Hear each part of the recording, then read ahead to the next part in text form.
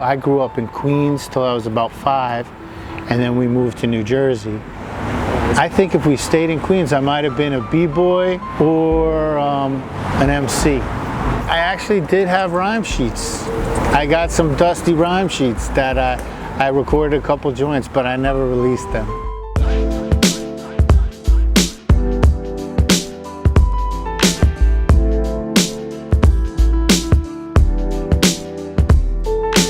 The doors were originally closed for me.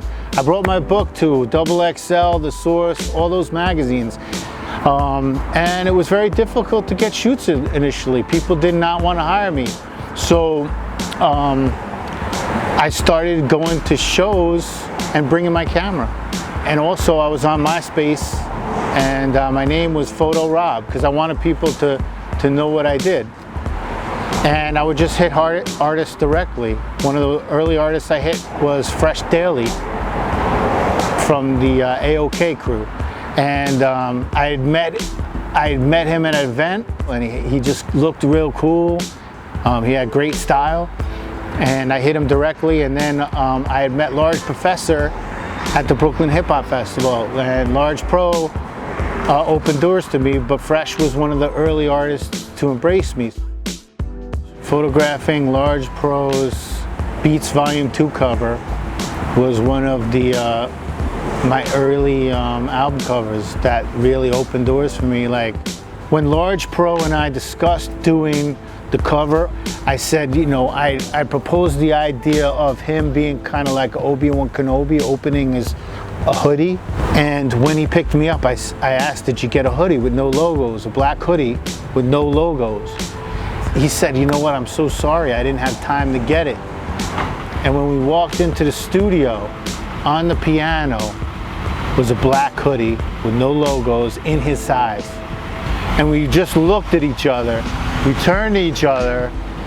I don't think Large was really set on doing that idea at first, but when the hoodie was laying there on the piano, it blew our minds. We knew we were in the right place. When I was shooting at the Brooklyn Hip Hop Festival, I think the year was 2014, Wes Jackson told me Jay-Z was going to show up for Jay Electronica as a special surprise guest. And there was one point, you know, Jay Elect likes to go into the crowd during his shows. So he was climbing over the barricades, so I'm climbing over the barricades with photo gear, and I must have looked ridiculous because I heard Elliot Wilson like laughing at me because I must have looked like ridiculous jumping over the barricade. But some of my best shots are of JLX sitting over the crowd, and I just really felt like I was being spiritually moved to the right place. You know, it was almost uncanny because when I came back to the stage in the front, Jay-Z gave Jay Electronica the chain, and I was right there. And that picture ran in Billboard magazine. And then when I went backstage, I was right there when Jay put his foot on the stage. And then I got some shots from behind the guys where they were just rhyming together. But when he went into the crowd, I was right there. So I have a shot of literally Jay Elect looking back. It may be the best picture I've ever taken.